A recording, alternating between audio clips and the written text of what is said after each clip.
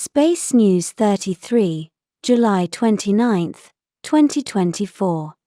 Hello again. Thank you for being here with me once more. I hope you are very well today. I am Marie. This information can be seen as science fiction, or as the viewer sees best, and I post it for entertainment purposes only. Still, I take my information very seriously, and for whoever has eyes to see. Today's first piece of news is an update about what happened to Carrot.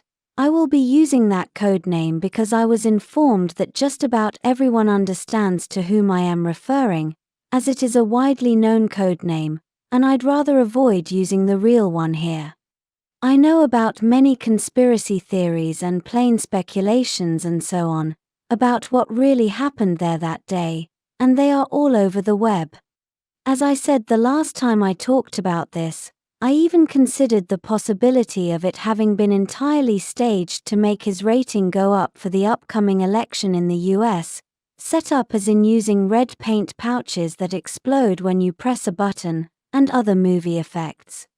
But now, after several days have gone by, and after I talked to my Alenym Taygeta Special Forces, Tier 1 operators here on the ship, they explained to me what they can see in the video footage, and what they have learnt so far about the incident, and this is what Kaal'el, Sadicleya and Gabriel told me. Unlike what some people on the web are claiming, the 5.56 or .223 caliber ammunition coming from an AR-15 rifle allegedly used during the incident would produce damage to a human ear, exactly how it was seen in the footage. Gabriel continued to tell me that it would be impossible to stage such a shot, only hitting his ear, as it would have been simply too dangerous if the intention was for Carrot to survive, and even less with such a low quality and old rifle, as the one allegedly used by the aggressor. Having understood all this and the more expanded context as well, my opinion about this incident is that it looks like it was a real attempt against Carrot's life, and he was very lucky to have survived. The whole incident is set up in the same way as many other similar incidents, where there is supposedly a single shooter who acted alone, and that was later taken out so no one can question him, therefore closing the case as it leads to a dead end. This is a typical intelligence setup where their asset is brainwashed and programmed even to an unconscious level to react and obey orders when a trigger word or action is sent to him or her, in a very, Mike Kilo uniform, manner. Use your thinking hat.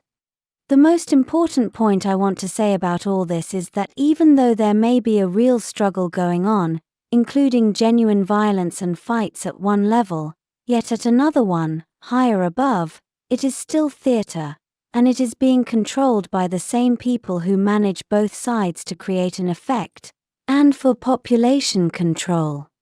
Even if the attempt on Carrot's life was real, it does not mean that what is being officially stated is the truth, far from it.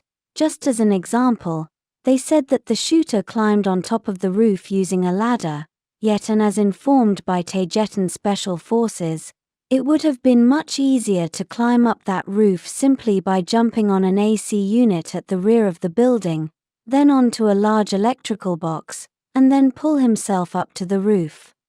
It does look like a Mike Kilo uniform strike, with the cooperation of at least some security agency personnel of the Sierra.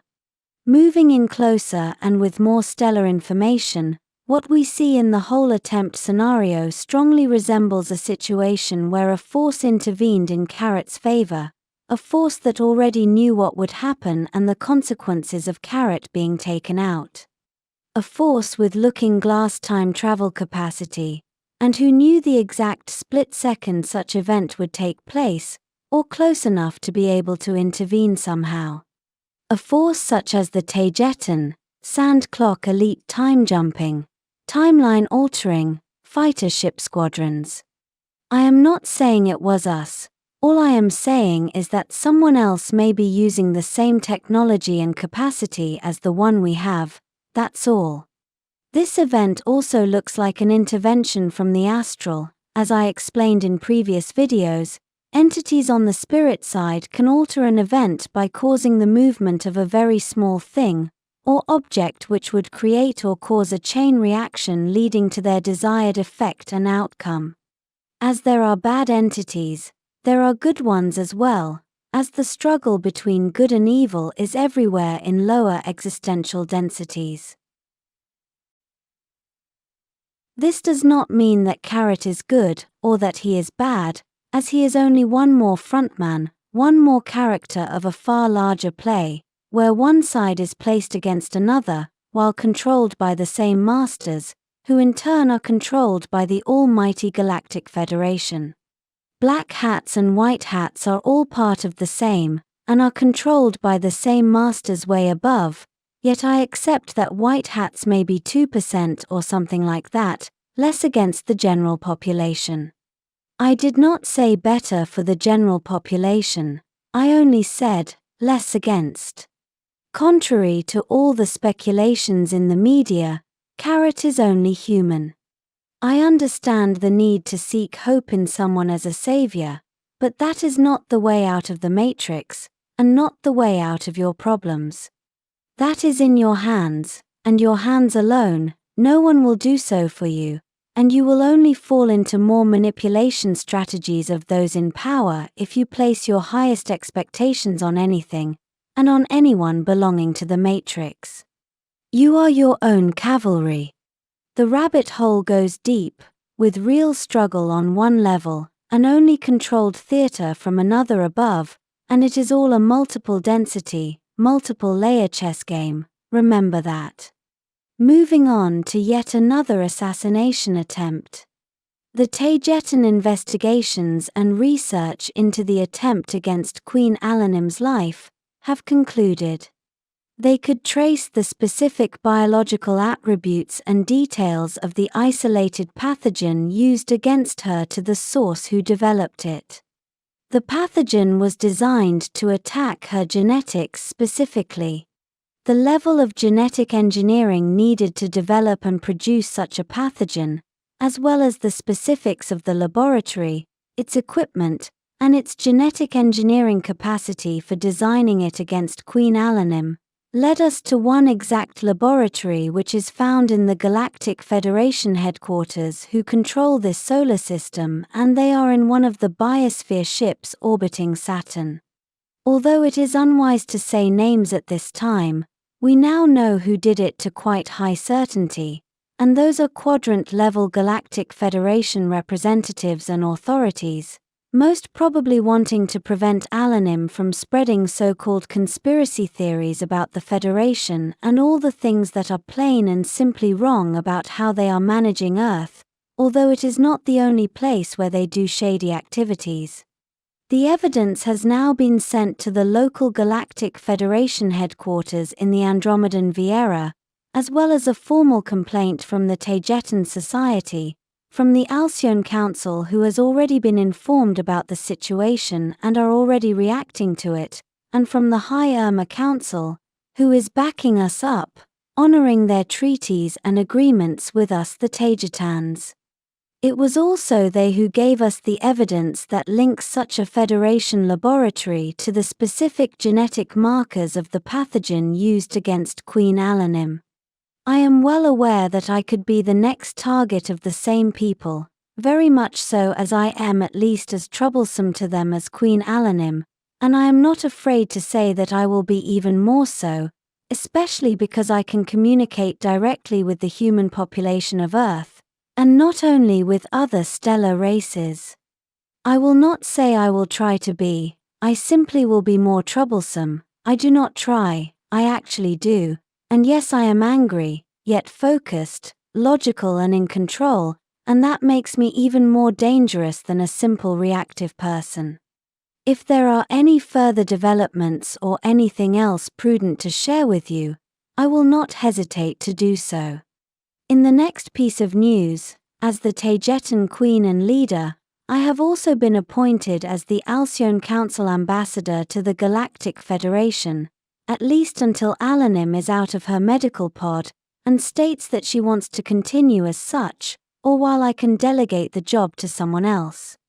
I am overtasked and overworked, but I am going strong and I will not falter.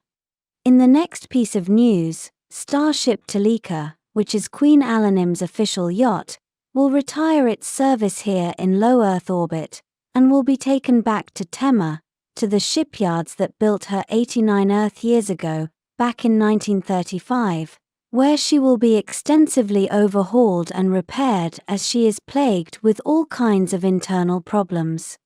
Most of them are small, like malfunctioning pneumatic doors and constantly leaking water pipes and lines, but those problems add up to create a big one.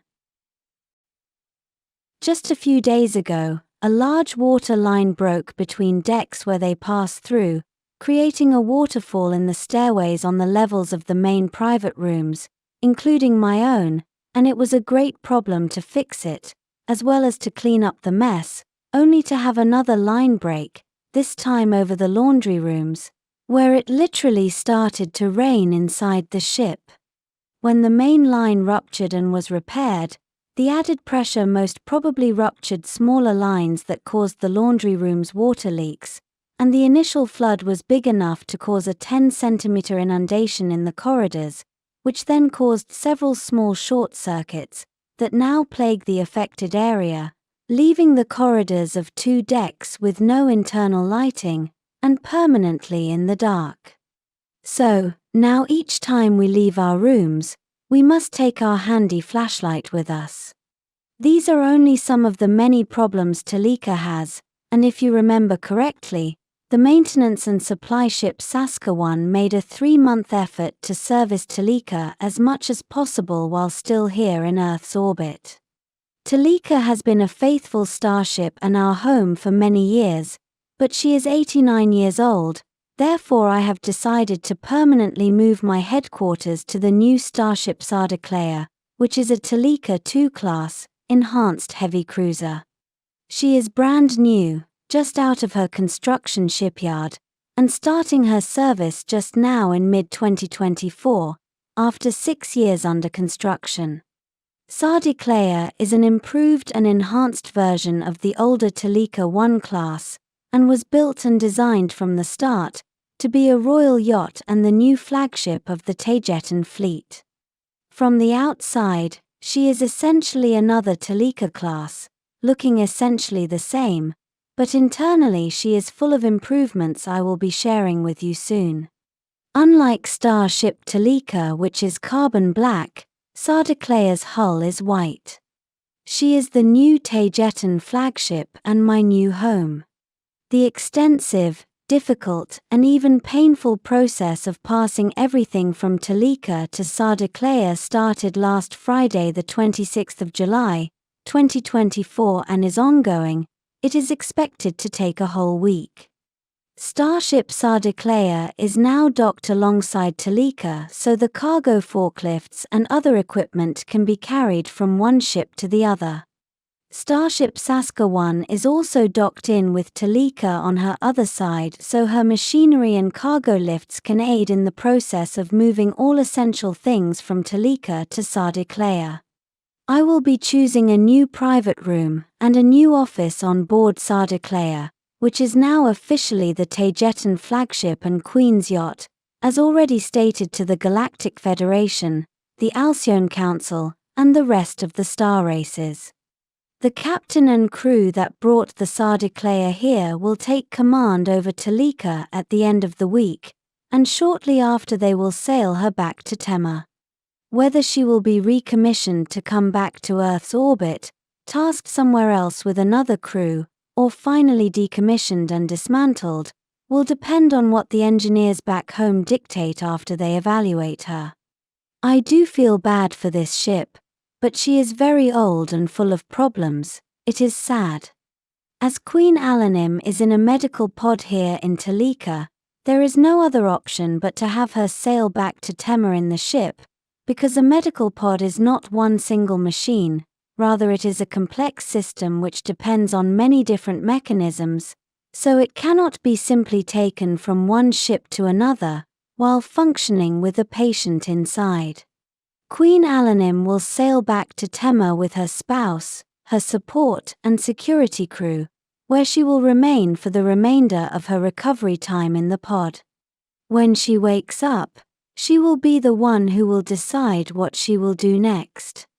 Although I know there is a strong security concern around me, I have evaluated that it is not important to hide in which ship I will be in, as the people watching this video cannot get to me anyway, and the Galactic Federation and other races already know I will be in Sadicleya, as I even had to officially state it is the new flagship, so they treat her with due respect. While the transfer of command and control from Toleka to Sadicleya is ongoing, starships Alcyone and Asterope will be taking the lead for safety reasons until Sadicleya is set up and running. New Taygetan Queen, new administration, new procedures, new flagship. This will be all for today. As always, thank you for watching my video, and for liking, sharing and subscribing for more. It helps this channel grow a lot. And I hope to see you here next time. With much love and appreciation, your friend, Swaruu.